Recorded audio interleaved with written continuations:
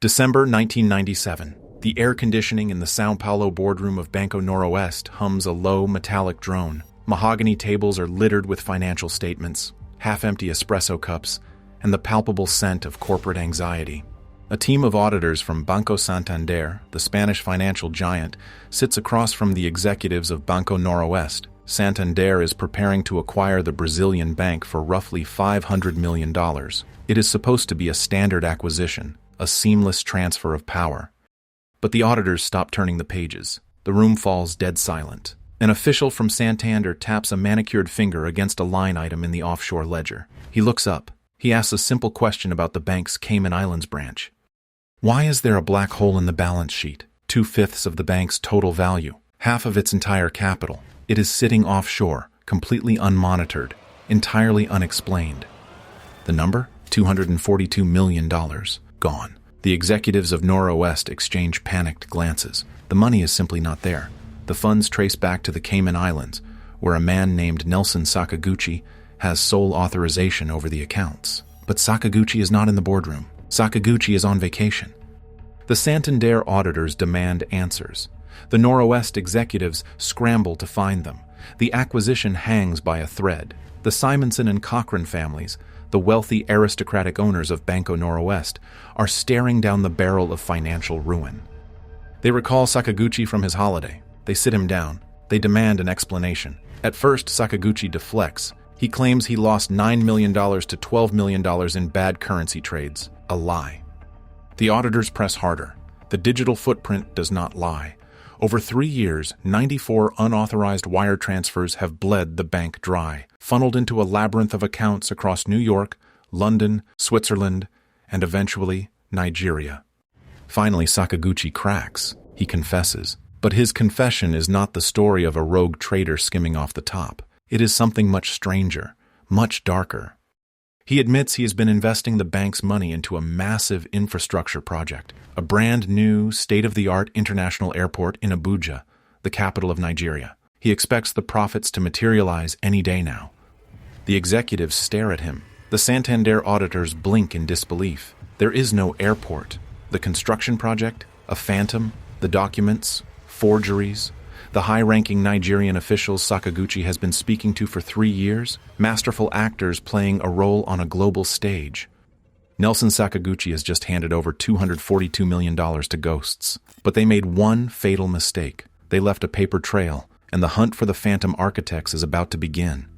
Mid-1990s. Understanding the illusion requires understanding the environment. The internet is in its infancy. Global banking relies on fax machines, swift transfers, and above all, the assumption of institutional trust. Nigeria is undergoing rapid economic and political transitions. The nation's capital has recently moved from the coastal hub of Lagos to the centrally located city of Abuja.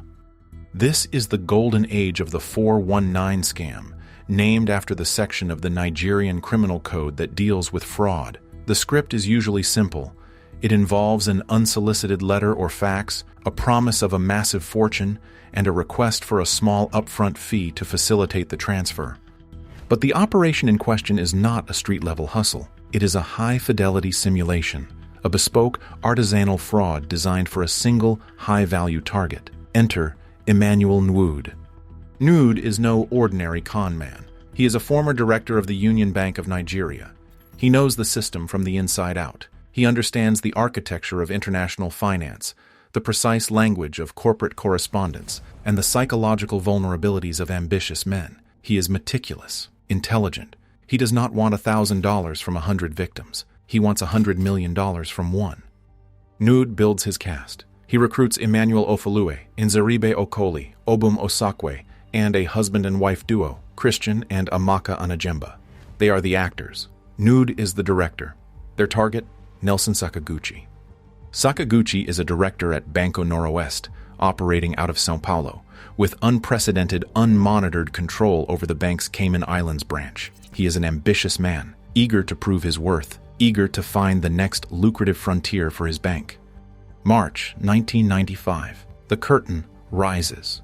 A fax arrives on Sakaguchi's desk. It is an invitation to engage in a highly lucrative, highly confidential business transaction. The sender claims to be a senior official, in the Nigerian Ministry of Aviation. The proposition is intoxicating. Nigeria is building a new international airport in Abuja. The government is ready to pay out a $39 million contract. They need a foreign partner to facilitate the capital movement. The hook is set. The line is cast. Sakaguchi responds. He wants in. But Nwude knows that a fax is not enough to secure a fortune. To sell an illusion of this magnitude, the mark must step inside the simulation. He must see it, touch it, and believe it. Nwude invites Sakaguchi to London. Mid-1995, Sakaguchi steps off a plane. He is picked up by a chauffeur-driven limousine. He is whisked through the damp, gray streets of the city to a swanky 5-star hotel. He walks into a private suite. The atmosphere is thick with manufactured prestige. Men in tailored Savile Row suits stand to greet him. They hand him heavy, expensive business cards bearing the crest of the Federal Republic of Nigeria.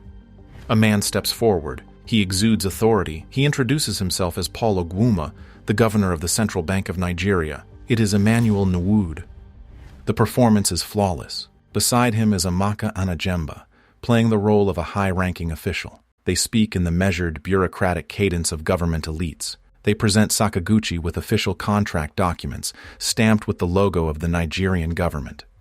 The proposition is laid bare. If Banco Noroeste finances the upfront costs to unfreeze the airport construction funds, Sakaguchi will personally receive a $10 million commission. Greed is a powerful anesthetic. It numbs the critical faculties. Sakaguchi does not verify the identity of the men in the room. He does not contact the real Central Bank of Nigeria. He looks at the documents, he looks at the bespoke suits, and he signs his name. He does not know he has just signed his own professional death warrant. The transaction begins. A system simulation of the swift wire transfer is initiated. The sender is Banco Noroeste through its Cayman Islands branch, with the authorizing officer being Nelson Sakaguchi. The receiver is Stanton Development Corporation via an anonymous offshore account. The amount transferred is $4 million, and the status is marked as completed. The first transfer is for $4 million. The money vanishes into a labyrinth of accounts controlled by Nwude and his associates, but a parasite does not kill its host immediately. It feeds. Nwude and his team realize they have found the perfect mark. Sakaguchi has sole control over the Cayman accounts, and he can bypass standard oversight protocols by keeping individual transfers under the $6 million threshold.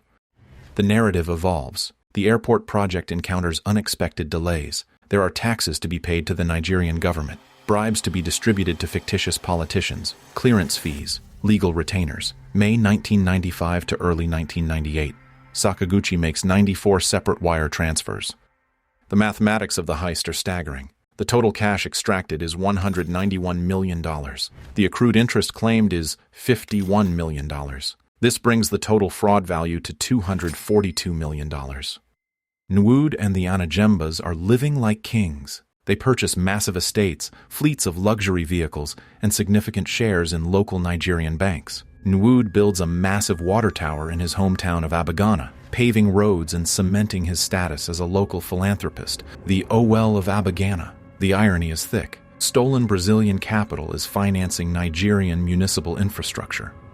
Meanwhile, Sakaguchi is descending into madness. The airport is never completed. The $10 million commission never arrives. The demands for more money are relentless. Sakaguchi is trapped in the sunk cost fallacy. If he stops paying, the project fails, and the money is lost forever. If he keeps paying, surely the payout is just around the corner.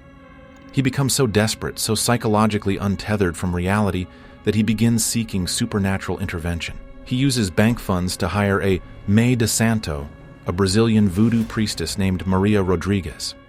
The priestess tells him that dark spirits are blocking the airport's completion. For a fee, she will perform a ritual. She reportedly demands millions of dollars to purchase hundreds of thousands of dogs to be released or sacrificed to appease the spirits and secure the investment. The previous charades are pure theater. The real heist is happening in Sakaguchi's mind. The logic has completely collapsed. The boardroom executive is now funding voodoo rituals to save a fake airport in Africa. 1998. The House of Cards collapses as the Santander audit uncovers the void. To save the $500 million acquisition by Banco Santander, the Simonson and Cochran families are forced to make a brutal choice. They must cover the losses themselves. The aristocratic families dig into their own immense wealth and pay $242 million out of pocket to plug the hole. The acquisition goes through, but the rot is too deep. Despite the bailout, the structural damage to Banco Noroeste is terminal. By 2001, the bank officially collapses. But the Simonson and Cochran families do not intend to go quietly into the night. They want their money back. They hire Kroll Associates, an elite private investigation and risk consulting firm, to follow the digital blood trail. The forensic pacing shifts. The global hunt begins. Investigators track the SWIFT transfers through a global laundering matrix. They trace the funds through Citibank in New York, Lloyd's TSB in London, and accounts in Switzerland, Hong Kong, and Dubai. They find a key money launderer, Naresh Asnani, a UK resident who moved over $122 million of the funds through Swiss accounts on behalf of the Nigerian syndicate. The illusion is shattered. The stage is dismantled. The identities of the actors are revealed. Nelson Sakaguchi is terminated, 2002. As Sakaguchi steps off a plane at John F. Kennedy International Airport in New York, international authorities are waiting. He is arrested on an extradition warrant from Switzerland, where a massive portion of the stolen funds had been illegally transited. But bringing the Nigerian mastermind to justice is another matter entirely. Early 2000s, Nigeria's reputation as a haven for financial crime is a major political liability. President Olusegun Obasanjo is under intense international pressure to clean house. 2002, he establishes the Economic and Financial Crimes Commission, EFCC. The EFCC is given teeth. Its chairman, a fiery and incorruptible former police officer named Nuhu Ribadu, is looking for a flagship case to prove to the world that Nigeria is no longer a playground for fraudsters. Emmanuel Nwude's $242 million fake airport is the perfect target. February 2004. The fallout begins in Abuja, Nigeria. The EFCC moves in. Heavily armed operatives raid the lavish compounds of the syndicate. They seize exotic vehicles, property deeds, and financial documents. They find the counterfeit Central Bank of Nigeria stationery. They find the fake Ministry of Aviation stamps. Emmanuel Nwude, Amaka Anajemba, Emmanuel Ofolue, Nzeribe Okoli, and Obum Osakwe are arrested. Christian Anajemba is conspicuously absent. He has already been assassinated in an unrelated dispute. They are hauled before the Abuja High Court, slapped with 86 counts of fraudulently seeking advance fees and 15 counts of bribery. But Nwude is not a man who surrenders. He is a man who buys his way out of simulations. The trial devolves into absolute chaos. It is a masterclass in judicial interference. First, Judge Lawal Gumi presides over the case in Abuja. He throws it out, claiming the crimes took place in Lagos, outside his jurisdiction. The moment the defendants step outside the courthouse, EFCC agents swarm them. They are rearrested on the spot and physically transported to Lagos to face trial there. Nwude realizes the legal loopholes are closing. He resorts to brute force. He targets the head of the EFCC himself. Nwude attempts to bribe Nuhu Ribadu, offering him $75,000 in raw cash to make the charges disappear. Ribadu refuses. He takes the cash, logs it into evidence, and adds attempted bribery to Nwude's mounting list of charges. The intimidation escalates. A bomb scare rocks the Lagos High Court. The building is evacuated. Panic floods the streets. Witnesses are targeted. The EFCC alleges that Nwude orchestrated a plot to kidnap a key prosecution witness, attempting to lure him to Warri under false pretenses. The Nigerian police mobile force has to deploy bulletproof vehicles and heavy security details just to move witnesses from their hotels to the courthouse. But the EFCC holds the line. They play their trump card. They bring in Nelson Sakaguchi. The disgraced Brazilian banker, now a convicted felon himself, is flown into Nigeria under intense armed guard. He takes the stand. He looks across the courtroom at the men who destroyed his life, the men who collapsed his bank, the men who sold him a phantom runway in the African dust. Sakaguchi testifies. The paper trail is corroborated. The defense collapses. July 2005. The syndicate begins to fracture. Amaka Anajemba breaks. She changes her plea to guilty, agreeing to surrender $25.5 million in assets and accepting a 2.5-year prison sentence.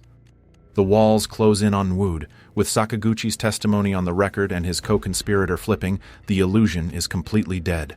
Emmanuel Nwude and Nzeribe Okoli change their pleas to guilty. The gavel falls. Nwude is sentenced to 25 years in prison, structured as 5 concurrent sentences of 5 years. The judge orders the immediate confiscation of all his assets to be returned to the victims, alongside a $10 million fine payable to the Nigerian federal government. It is the first major world-renowned conviction for the EFCC, a signal to the globe that the era of impunity is over. But is it? The legal system dictates that a story ends with a gavel strike. Reality dictates otherwise. 2006. Because sentences run concurrently, Emmanuel Nwude is released from prison, having served just a fraction of his 25-year sentence. He does not vanish into obscurity. He goes on the offensive. Nwude files massive fundamental rights lawsuits against the Nigerian government, arguing that many of the seized assets were acquired legitimately before the Banco Noroeste fraud occurred. Astonishingly, the judicial system agrees. He successfully reclaims at least $52 million of his seized wealth. 2021. In a court appearance related to property forgery, Nwude stands before a judge and blatantly rewrites history. He testifies under oath that he knows nothing about the $242 million. He claims he was coerced by his lawyers into a plea bargain, stating, "I told him that I'm not responsible for the $242 million. I don't know anything about it." The man is still attempting to shape reality, still acting, still performing. August 2016. His legacy, however, turns violent. A brutal land dispute erupts between the town of Ukpo and the Abuja community. Over 200 armed men invade the area. 4 police officers and a security guard are murdered. The authorities trace the orchestration of the attack back to a local power broker. The Anambra State Police Command arrests a man on 27 charges, including murder, attempted murder, and terrorism. The man's name? Emmanuel Nwude. Ultimately, this is not a sequence of events about banking protocols, swift transfers, or due diligence. It is about the terrifying fragility of objective reality when confronted with human greed. Nelson Sakaguchi did not buy an airport. He bought a story. He bought the feeling of importance, the thrill of the inside deal, the allure of the unearned millions. Emmanuel Nwude simply provided the script, the props, and the stage. A bank with $500 million in assets is brought to its knees, not by a sophisticated cyber attack, not by a market crash, but by a man with a fax machine, a tailored suit, and a deep, cynical understanding of what people want to believe. The $242 million airport in Abuja is never built. No planes ever land on its tarmac. No passengers ever walk its halls. But in the annals of financial history, it stands as a monument, a towering, invisible monument to the ultimate illusion. The illusion that money, power, and truth are anything more than what we can be convinced to believe. The curtain falls. The stage is dark. The money is gone.